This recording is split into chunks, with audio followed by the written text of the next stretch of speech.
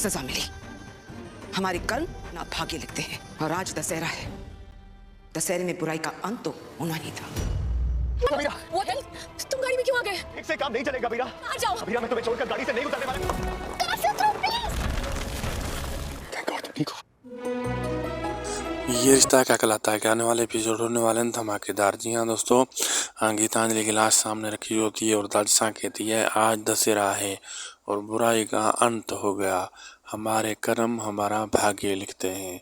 और गीतांजलि के साथ भी कुछ ऐसा ही हुआ है, किसी ने दूसरों के लिए बुरा सोचा, इसके खुद बुरा इसके साथ हो गया।